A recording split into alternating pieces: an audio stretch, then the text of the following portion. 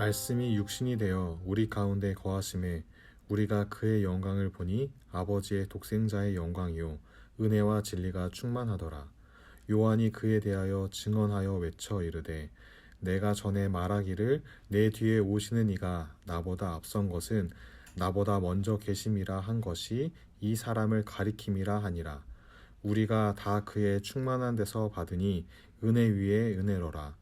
율법은 모세로 말미암아 주어진 것이요 은혜와 진리는 예수 그리스도로 말미암아 온 것이라. 본래 하나님을 본 사람이 없으되 아버지 품속에 있는 독생하신 하나님이 나타내셨느니라. 아멘. 성도 여러분, 좋은 아침입니다. 갑자기 날씨가 추워졌습니다. 건강관리에 유념하시기를 바랍니다. 어제에 이어서 동일한 본문으로 함께 말씀을 상고합니다.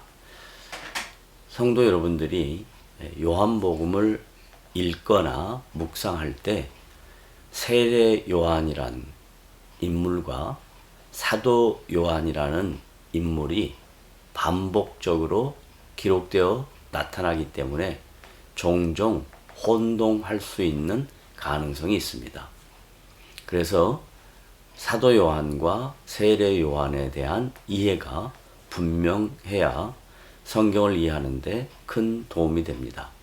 오늘 본문 15절에 기록된 요한은 세례 요한을 가리킵니다. 세례 요한은 성육신하신 하나님의 아들 예수 그리스도에 대하여 오늘 본문에서 자세한 내용으로 기록하고 있습니다. 그 내용을 몇 가지로 살펴보면, 첫째, 내 뒤에 오시는 이가 나보다 앞선 것은 나보다 먼저 계신 이라고 표현합니다. 세례 요한은 예수 그리스도보다 이 세상에 6개월 전에 태어났습니다. 세례 요한은 예수 그리스도의 성육신 사건을 시간적 차이의 개념으로 이해한 것이 아니라 하나님의 아들이신 예수 그리스도를 하나님과 함께 영원 전부터 계셨던 분이라고 강조합니다. 이 개념은 시간적 개념이 아니라 존재론적 개념입니다. 둘째, 우리가 다 그의 충만한 데서 받으니 라는 표현은 그분의 속성을 의미하는 내용입니다. 이것은 전지전능하신 하나님만이 소유한 비공유적 속성입니다.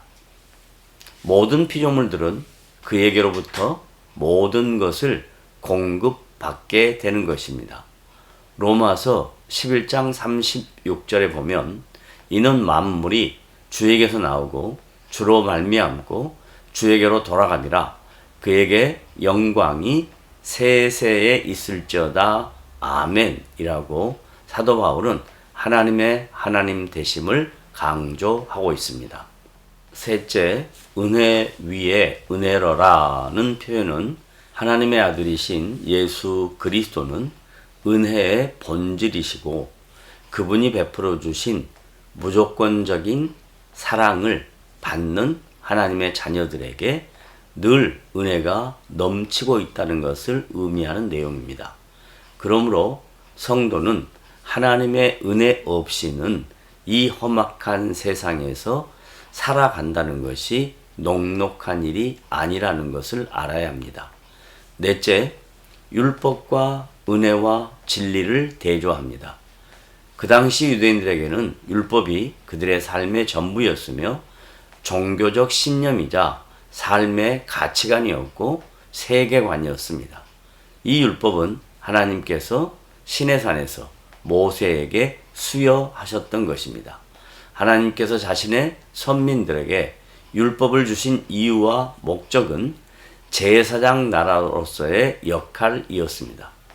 그러나 이 율법이 오히려 선민의식과 우월의식으로 변질되어 버렸고 종교적 전통이나 형식 및 규례 등으로 탈바꿈되어 버렸습니다. 오히려 자신들의 삶을 외식적인 수단과 종교적인 도구로 왜곡시켜 버렸던 것입니다. 하지만 은혜와 진리는 모든 율법의 완성으로 오신 예수 그리스도에 의해서만 주어지는 하나님의 선물입니다. 은혜와 진리는 구원과 회복, 용서와 이해, 격려와 칭찬, 사람을 살리는 것 등을 내포하고 있는 것입니다. 마지막으로 5번째는 본래 하나님을 본 사람이 없으되 라는 표현은 창조주 하나님의 존재와 피조물인 인간의 존재는 다르다는 것을 강조하고 있습니다. 하나님은 영이십니다. 육안으로 볼 수 있는 분이 아니신 것입니다.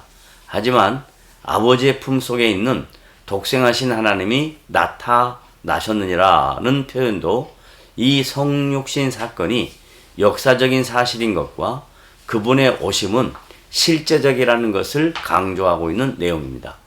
이렇듯 하나님과 우리는 분명 다른 존재이지만 우리에게 찾아오셔서 넘쳐 흐르는 은혜를 베풀어 주셨습니다. 우리 모두가 그 은혜 가운데 오늘도 살아가고 있음을 인식하고 고백하며 살아가는 복된 성도 여러분들의 삶이 되시기를 주님의 이름으로 부탁을 드립니다.